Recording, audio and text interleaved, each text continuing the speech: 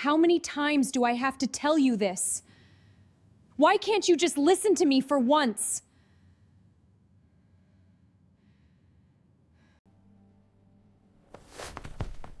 That's enough. Never scold the child like that. Let me teach you how you should treat him instead. You didn't mean it. You were tired, or scared, or repeating something your own parents said to you 100 times before you ever had kids of your own. But your child is sitting in their room right now, replaying a sentence you said 3 days ago, and you don't even remember saying it.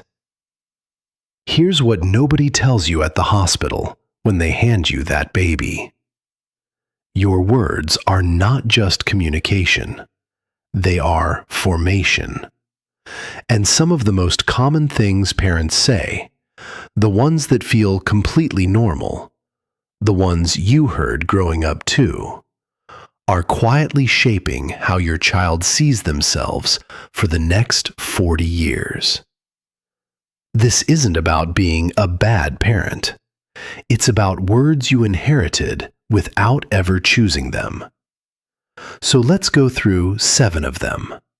What they cost, what Scripture actually says, and what to say instead. Number 1. Why can't you be more like your brother? Or your sister, your cousin, the kid down the street who gets straight A's? It feels harmless. It feels like motivation. But Galatians 6:4 says, each one should test their own actions. Then they can take pride in themselves alone, without comparing themselves to someone else. Paul wrote that because comparison was already destroying people 2,000 years ago. It's not new, it's ancient. And nowhere is it more devastating than in Genesis 37. Jacob loved Joseph more than his other sons, and made him a richly ornamented robe. The brothers noticed. Genesis says they hated him and could not speak a kind word to him. That comparison didn't stay in the family living room.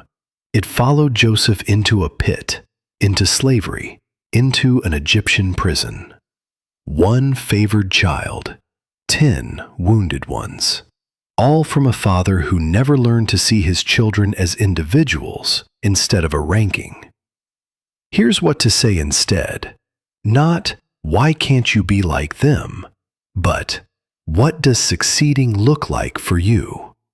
Every child is running a different race. Stop making them compete in someone else's. Number 2. You're so lazy. You're so difficult. What is wrong with you?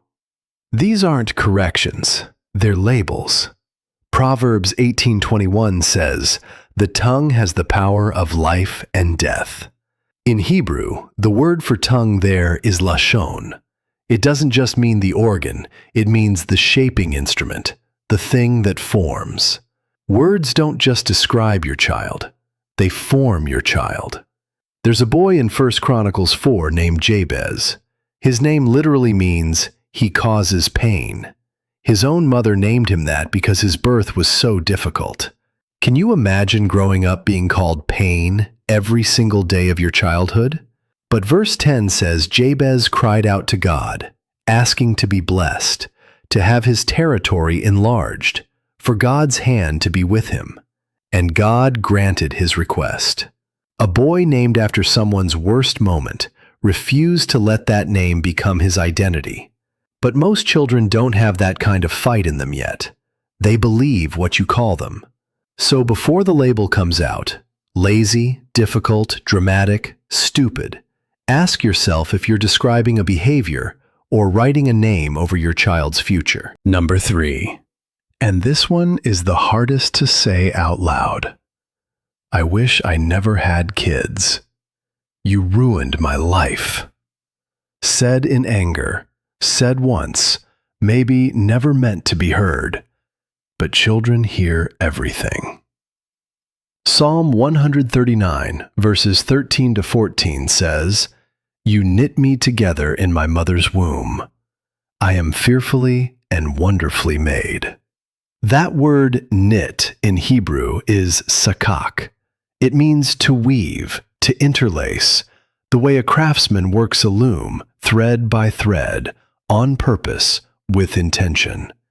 No accidents on that loom. Now look at Genesis 21. Hagar is cast out into the wilderness with her son Ishmael, sent away by the very family that should have protected them. She runs out of water. She puts the boy under a bush because she cannot watch him die. And Scripture says, God heard the boy crying. Not the mother's crying, the boy's. God shows up, opens Hagar's eyes to a well of water, and Ishmael grows up under what the Bible calls God's own presence, El Roy, the God who sees. Even when a parent's rejection is the worst chapter of a child's story, it is never the whole story. But you don't want to be the reason God has to write a rescue chapter for your own kid.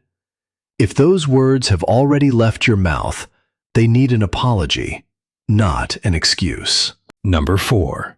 Stop crying, or I'll give you something to cry about. You're too sensitive. Get over it. We dismiss children's emotions because our own were dismissed, and it feels efficient in the moment. But Ephesians 6:4 says, Fathers, do not exasperate your children. The Greek word is parorgizo. It means to provoke to anger, to stir up resentment through repeated, grinding treatment. Not one outburst, a pattern. Look at Mark 10. The disciples, grown men, trained by Jesus himself, turned away the children being brought to him. They thought the kids were a distraction. Jesus was indignant. He said, Let the little children come to me, and do not hinder them. The Greek word for hinder there is koluo, to forbid, to block, to stand in the way. Jesus rebuked full-grown disciples for treating a child's presence as an inconvenience.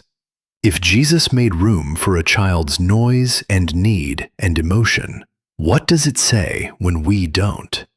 Try this instead of, stop crying. I see that you're upset. Tell me what happened. You don't have to fix the feeling. You just have to stop blocking the door. Number 5. I'm so disappointed in you. Said once, it's honest feedback. Said as your default response to every mistake, it becomes a message. My love here is conditional, and you just spent some of it. Luke 15 gives us the opposite. The prodigal son burns through his inheritance, ends up feeding pigs, and rehearses an apology speech on the walk home, expecting to be hired as a servant. But verse 20 says, while he was still a long way off, his father saw him and was filled with compassion for him. He ran to his son. The father didn't wait for the apology. He didn't lead with disappointment. He ran before a single word of explanation. That is the model. Correction still matters. The father doesn't pretend nothing happened, but the run comes before the reckoning. If disappointment is the first thing your face shows every time your child fails, they will start hiding their failures from you instead of bringing them to you. And a child who hides from you is a child you can't actually help. Number 6. The silent treatment. Cold shoulder as punishment. Refusing to speak, hug, or engage until they learn their lesson. It feels like consequences. Scripture calls it something else. Colossians 3:21 says, Fathers, do not embitter your children, or they will become discouraged. The Greek word for discouraged is athymeo. It means to lose heart, to become spiritless, to give up trying altogether. That's the actual cost of the silent treatment. Not obedience, surrender. Deuteronomy 31:6 says of God himself, He will never leave you nor forsake you. not when you fail, not when you disappoint him. Withholding presence was never God's method of correction, and it shouldn't be yours. Correct the behavior with your words. Don't correct the relationship with your silence. Number 7. After everything I've done for you, do you know how much I've sacrificed? It's the parenting version of keeping a receipt and pulling it out mid-argument. 1 Corinthians 13:5 says, "Love keeps no record of wrongs." In the Greek, the word for record is logizetai. It's an accounting term. It means to calculate, to tally, to keep a ledger. Paul is saying love does not run a bookkeeping system. Look at Joseph again, years after that pit and that prison. His brothers stand in front of him, terrified, waiting for the bill to come due. And in Genesis 50:20, Joseph says, "You intended to harm me, but God intended it for good." No ledger, no reminder of what it cost him. If your love for your child requires them to remember the price tag, it was never a gift. It was a loan. And loans get called in eventually, usually right when your child needs you to just be their parent, not their creditor. None of this means you've broken your kids beyond repair. If you read this list and saw yourself in 3, 5, maybe all 7, that's not a verdict. It's an invitation. Proverbs 12:18 says, "There is one whose rash words are like sword thrusts, but the tongue of the wise brings healing." The same mouth that wounded can be the mouth that heals. That's not a metaphor. That's a promise built into how words work in Scripture. You don't need a perfect parenting record. You need one honest conversation tonight. I said something I shouldn't have, and I'm sorry. And a decision to reach for healing words tomorrow instead of the ones you inherited. So here's what I want you to do. Pick the one that hit hardest. Just one. And tonight, say the opposite of it out loud to your child. If this spoke to you, share it with another parent who needs to hear it, and subscribe to the Bible Point. Because the words we speak over our children are sharp enough to wound or sharp enough to heal. And today, you get to choose which point you use.